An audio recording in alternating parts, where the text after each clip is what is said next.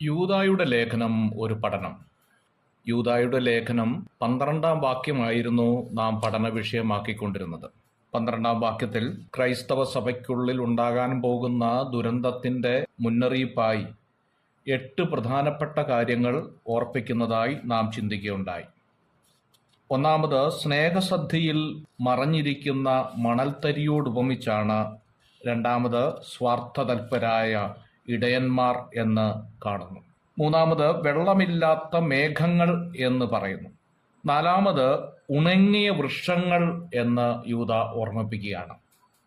ഇന്ന് നാം ചിന്തിക്കാൻ ആഗ്രഹിക്കുന്നത് ഉണങ്ങിയ വൃക്ഷങ്ങൾ എന്നതിനെ സംബന്ധിച്ചുള്ള വിവരണങ്ങളാണ്. ഇല കൊഴിഞ്ഞും ഫലമില്ലാതെയും രണ്ടൊരു ചത്തു വേരറ്റുപോയ വൃക്ഷങ്ങൾ എന്നാണ് 12-ാം വാക്യത്തിൽ രേഖപ്പെടുത്തിയിരിക്കുന്നത്. വേദഗ്രന്ഥത്തിൽ നീതിമാനെയും ദുഷ്ടനെയും വൃക്ഷത്തോട് ഉപമിച്ചിട്ടുള്ളതായി കാണാൻ സാധിക്കും. നീതിമാൻ പന പോലെ തഴയ്ക്കുമെന്ന് 92-ാം സങ്കീർത്തനത്തിന്റെ 12-ാം വാക്യത്തിൽ കാണുന്നുണ്ട്. ദുഷ്ടൻ പ്രബലനായിരിക്കുന്നതും സ്വദേശികമായ പച്ചവൃക്ഷം പോലെ തഴയ്ക്കുന്നതും ഞാൻ കണ്ടു എന്ന് 37-ാം സങ്കീർത്തനത്തിന്റെ 35-ാം വാക്യത്തിൽ കാണും.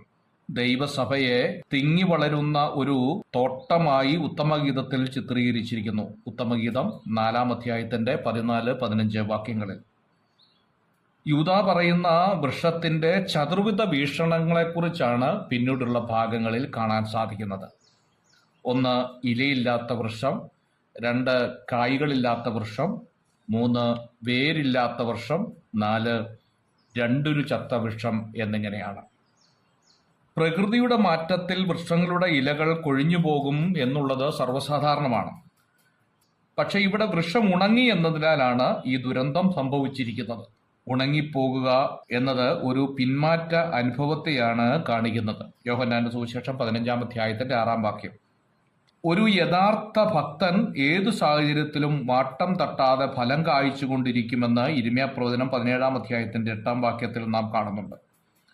എന്നാൽ ഇലകളില്ലാതെ കൊമ്പും കോലുമായി അവശേഷിച്ചിരിക്കുന്ന ഈ വൃക്ഷങ്ങൾ ആത്മീക കൃപയിൽ നിന്നവർ എങ്കിലും ദുരുപദേശത്തിന്റെ വഞ്ചനയിൽ കുടുങ്ങി പിശാച് ചവച്ചു തുപ്പിയിട്ടിരിക്കുന്ന മനുഷ്യക്കോലങ്ങളെയാണ് കാണിക്കുന്നത്. ഈ ആത്മീക തകർച്ച ബലഹീനതകൾ എന്ന ലഘുവായ ഒരു പദം കൊണ്ട് മൂടാവുന്ന ഒന്നല്ല. പാപത്താൽ തകർന്നു പോയവരെ കുറിച്ചാണ് ഇവിടെ യൂദ ഇലകളില്ലാത്ത വൃക്ഷം എന്നതുകൊണ്ട് ഉദ്ദേശിക്കുന്നത്. വസന്തകാല വൃക്ഷം എന്ന നിലയിലാണ് ഇന്നത്തെ വലിയൊരു കൂട്ടം ക്രൈസ്തവരും വന്നെത്തിയിരിക്കുന്നത്. അഥവാ കായ്കനികളില്ലാത്ത വൃക്ഷം എന്നാണ് അതിൻ്റെ അർത്ഥം. യേശു ബഥാനിയയിൽ വെച്ച് ശപിച്ച അത്തിവൃക്ഷം അന്നത്തെ യഹൂദജാതിയുടെ തനി ചിത്രമായിരുന്നു എന്ന് നമുക്ക് മനസ്സിലാക്കാം. അവരുടെ ഫലത്താൽ നിങ്ങൾ അവരെ തിരിച്ചറിയുമെന്ന് മത്തായിയുടെ സുവിശേഷം 7-ാം അധ്യായത്തിന്റെ 16 മുതലുള്ള വാക്യങ്ങളിലും കാണുന്നുണ്ട്. ഈ വൃക്ഷത്തിൽ ഇലയും ഫലവുമില്ല എന്നുള്ളതാണ്. ദൈവം ആഗ്രഹിക്കുന്ന ഫലങ്ങൾ ജീവിതത്തിൽ പുറപ്പെടുവിക്കാത്ത, മറ്റുള്ളവരുടെ കുറ്റവും കുറവും മാത്രം നോക്കി നടക്കുന്നവർ അന്ത്യകാലത്തുണ്ടാകും എന്ന് യൂദ ഓർമ്മപ്പെടുത്തുന്നത് കായ്കനികളില്ലാത്ത വൃക്ഷം എന്നതുകൊണ്ടാണ്. വേരില്ലാത്ത വൃക്ഷം എന്നതുകൊണ്ട് ഉദ്ദേശിക്കുന്നത് പിഴുതിട്ടിരിക്കുന്ന വൃക്ഷം എന്ന് പരിഭാഷ ചെയ്യാം.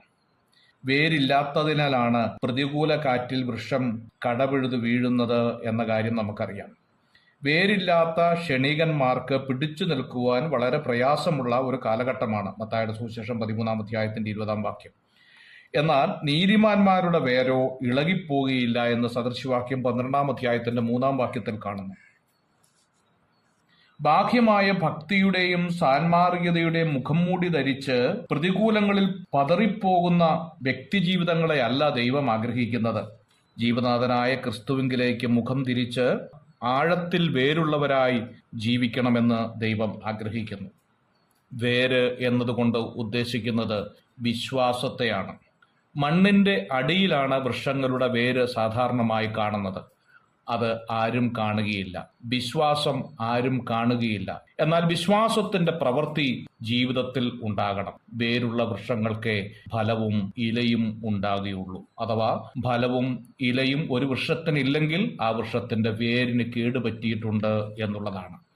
നമ്മുടെ വിശ്വാസത്തിന് കുറവ് വരുമ്പോൾ നമ്മളിൽ ഫലവും ഇലയും ഇല്ലാതെയാകുമെന്ന് യൂദ ഓർപ്പിക്കുകയാണ്. God bless U.